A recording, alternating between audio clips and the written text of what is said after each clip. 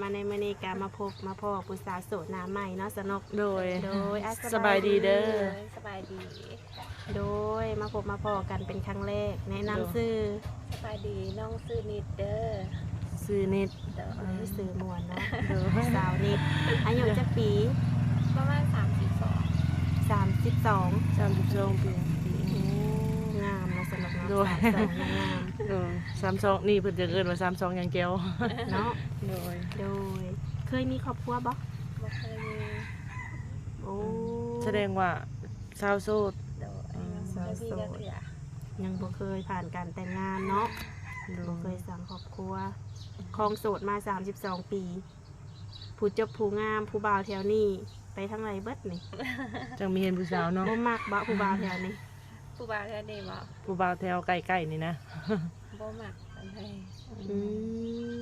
มักผู้บ่าวทางไกลมักผู้บ่าวทางไกล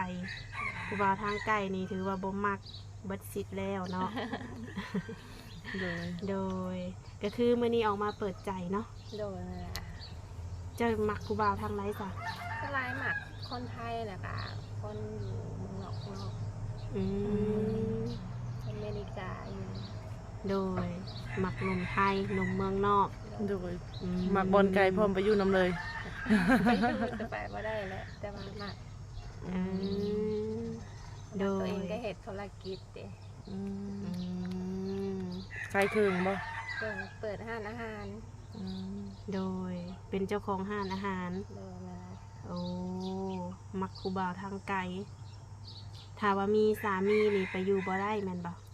อยู่พี่บ่หรือว่าสิไปอยู่นำสามีได้บ่ได้โอ้ถ้าให้เพิ่นมาอยู่นำได้อยู่เพราะว่าทางสาวนิดเพิ่นมีห้านเป็นของตัวเองเปิดห้านอาหารเป็นของตัวเองเปิดมาได้จักปีแล้วนี่อันนี้ได้ประมาณปี5 เดือนแล้วโอ้ปี5 เดือนแล้วเนาะสาวนิดมีพี่น้องจักคนซะ5 คนจะเป็นลูกคนที่เท่าไหร่คนที่4คนที่4เนาะโดยคือว่าคองโสดมาหล่นนานได้สาวนิดค่าแต่หาเงินโดยจนไม่มีเวลาแบบว่าเฮ็ดตัวเองเนาะว่าลมผู้บ่าวแต่ว่าเจ้าก็เคยล่มอยู่ว่าผู้บ่าวนี่เคยล่มอยู่โดยแต่ว่าปัจจุบันนี้เจ้าถือว่าโสดโดยเฮ็ดเวียกหลายโดยนี่แหละเพิ่นว่าคนรอบข้างเพิ่นว่าเฮ็ดเวียกหลายจนบ่ได้มีเวลาลมผู้บ่าวเนาะโดยแล้วคือมื้อนี้ออกมาเปิดใจได้คิดว่าสิมีเวลาลมอยู่บ่ผู้บ่าวนี่ก็มีอยู่แต่ว่าตอนปิดห้านแหละกำลังเว้นแบบนี้จะเปิดห้านจักโมงเปิดห้าน4 โมงแรงจนฮอด11 โมง11 โมงกลางคืนโอ้คันบ่มีแขกก็สิมีเวลาลมโดยมื้อนึงนี่แขกเขาหลายบ่หลายอยู่แบบว่าแบบแขกมากินข้าวกินน้ำเพิ่นก็บ่ได้แซวบ่ได้จีบบ่มีอยู่แต่ว่าบ่ได้จีบเขาบ่มักมีสเปคบ่เจ้านี่สเปคบ่ได้ก็ได้บ่ว่าผู้จบผู้งามปานนี้ได้ก็ได้บ่ค่อยมีสเปคได้ก็ได้โดยเพราะห่างเพราะหมายลูกติดได้บ่ได้โอ้เจ้าบ่ติเพิ่นบ่ถือว่าได้เนาะโดยผู้ชายกินเหล้ากินเบียร์สูบยามักบ่มักอยู่เพราะว่าตัวเองขายเบียร์เด้ก็อยากให้แฟนกินนำตัวเองขายเหล้าขายเบียร์ก็อยากขายให้แฟนนำอันนี้แหละเพิ่นว่าถ้ามีแฟนก็ต้องแบบกินเหล้ากินเบียร์นำกันเนาะโดยแฟนก็กินเนาะจังมีว่าจังบ่แบบบ่มีการหึงหวงเนาะโดยแบบหน้าที่การงานของเพิ่นเด้จะมักผู้ชายแบบใดหน้าที่การงานบ่ได้ก็ได้ตอนนี้ผู้สาวแบบเกินๆอายๆอยู่เนาะครั้งแรกบ่ที่ออกกล้องนี่ครั้งแรกโอ้ก็เลยอายแน่เนาะเป็นเรื่องปกติโดยมาแล้วก็สิ้นเนาะ เกี่ยวกับนมๆนี่แทบสิบ่มีขอติเนาะเพราะว่าสูบยาก็ได้แม่นบ่ โดยกินเบียร์แห้งดี เฮงดีเพิ่นว่าโอ้หายากแข้งก็ดีเนาะแบบนี้ กินเบียร์แห้งดี เออโดยแล้วคิดว่าเจ้านี่อายุประมาณจักปีจะจังสิพร้อมแต่งงานนี่ ประมาณตอนนี้ก็32แล้วประมาณ35-36นี่ล่ะ อืม3536 จังไดก็ได้ ถ้าว่าคุยกันเข้าใจอาจจะบ่ฮอดเนาะ โดยถ้าคุยเข้าใจกันอาจจะบ่ฮอด อืมโดยระยะเวลาโอลมกันนี่เดือน2 เดือนเป็นแฟนกันได้บ่ การร่วมกันมาก่อน อืม โดย ต้องใส่เวลาเนาะถ้าว่าเจ้าล่มผู้บ่าวรุ่นใหญ่แบบนี้เจ้าเคยล่มบ่ เคยส่วนมาก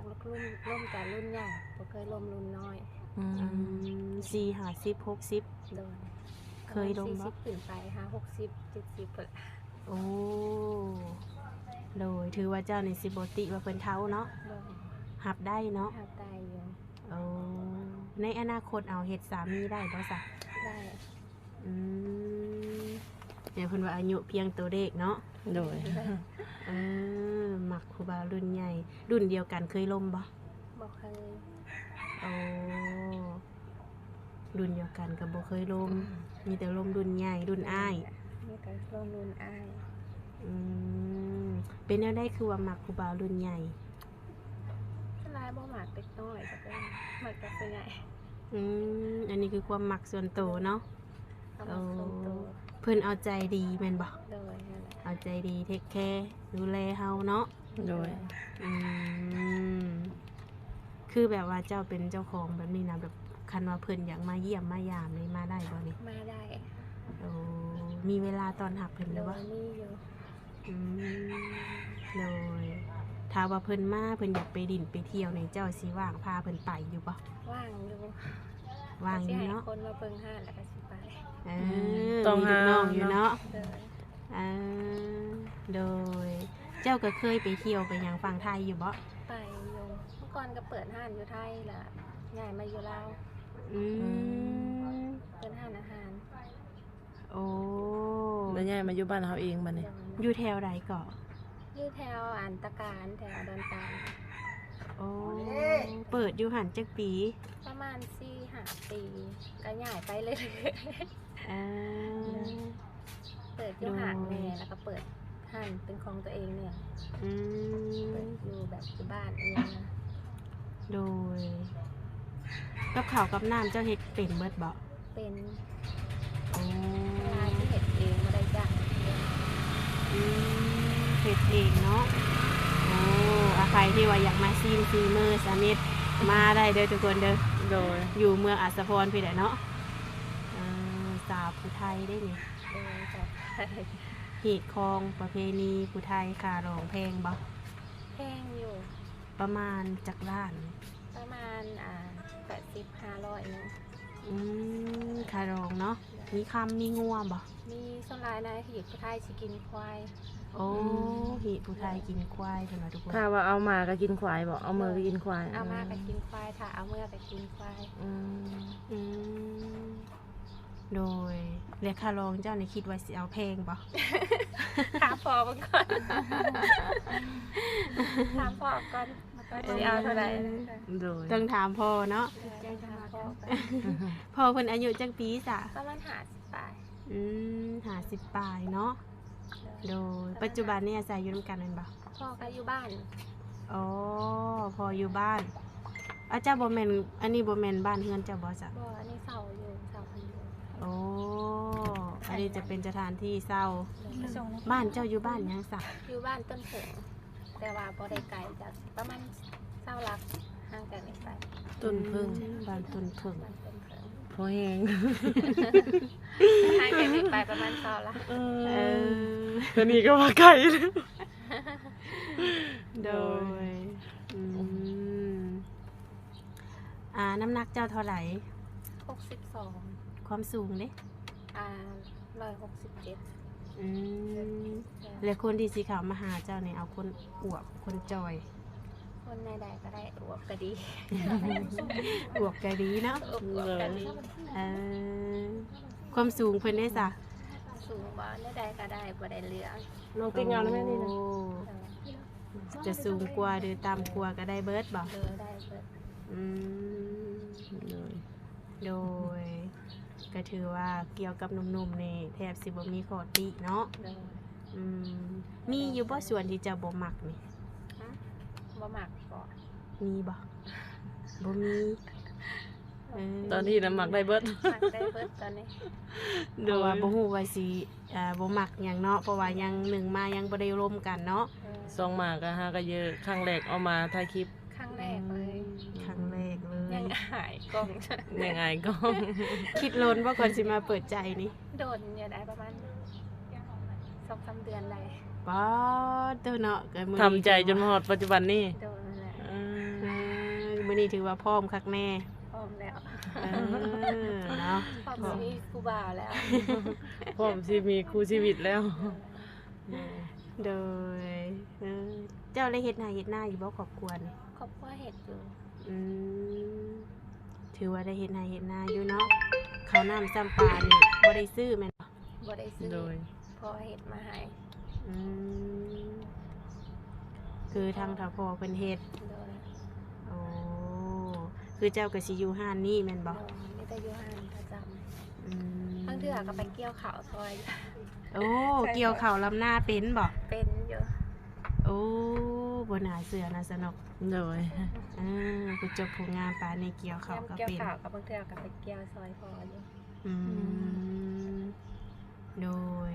เฮ็ดนาเฮ็ดหน้าเป็นเฮ็ดนาอยู่แนวกินเป็นเบิด โดยเป็น ถ้าว่ามีสามีก็เฮ็ดให้สามีกินได้เบิด โด เนาะ ยโดย โดยถ้าว่าเพิ่นชวนไปเที่ยวฝั่งไทยเจ้าไปได้บ่ ไม่ได้ โอ้ไปได้เนาะ โดย อืมสงกรานต์นี่เจ้าปิดห้านอยู่บ่สงกรานต์ เปิดอยู่ เปิดเนาะ โดย โอ้ถ้าว่าเพิ่นนี่อยากมาช่วงสงกรานต์นี่ได้บ่ มาได้ โอ้ มาขายเครื่องซอยกัน เออ มาได้มาขายเครื่องซอยกัน โดยมาขายเครื่องซอยกันเนาะ โดย เออ ขอบใจคือกันเด้อ โดยโอ้ก็ถือว่ามาหาได้เนาะมาเบิ่งตัวจริงกันเนาะ โดย สิเป็นแบบใด โดย ถึกใจกันบ่เนาะ โดย โดย คือแบบช่วงบ่ได้เปิดห้านแบบนี้ก็ปกติเจะตื่นจากโมงซะ ปกติก็ตื่น7 โมง โอ้ นอนกัน11-12 โมงนั่นแหละ ตื่นแต่เช้า โด โอ้ ย เป็นเจ้าของห้านคือตื่นแต่เช้าแท้ ส่งหลานไปโรงเรียน โอ้ตื่นมาส่งหลานไปโรงเรียน โดย อืมโดยถือว่าแต่ละมื้อนี่แขกก็เข้าได้อยู่เนาะ โดยหลายอยู่ ไปเรื่อยๆแม่นบ่ โดย อืมมื้อนี้ก็ถือว่ามาโอมาร่วมกันเป็นครั้งแรกเนาะ โดย คือผู้บ่าวก็ถือว่าบ่ได้จำกัดอีหยังเพิ่นเนาะ บ่จำกัด หน้าตาของเพิ่นก็บ่ได้จำกัดบ่ บ่ อืม ข่าวเท่าใดแห่งดี โอ้ ยิ่งแกยิ่งมัน แม่นยิ่งแก่ยิ่งมัน เราจะเดิน ฟ้า ก็ดี เนี่ยเพิ่นว่ามักอันนี้คือมักผู้บ่าวรุ่นใหญ่ของแท้เนาะ โดย คือบ่ตัวบ่ต้มบ่ปิดบังแฮงเฒ่าแฮงดีเพิ่นว่าทุกคน ข่าวแห่งดี อ่ะหนุ่มๆเฮาเนาะ โดย FC เพราะว่า FC หนุ่มๆนี่มีแต่อายุ50 60 70 อืม ถือว่ามีสิทธิ์เนาะ โดย อืม เพราะว่าตัวนี้เพิ่นนี่ก็ว่า ผู้เบาแห้งเท่าแห้งดีหั้นนะเนาะ โดย คือสิว่าไม่มีพิษเลยพิษว่างค่ะนะ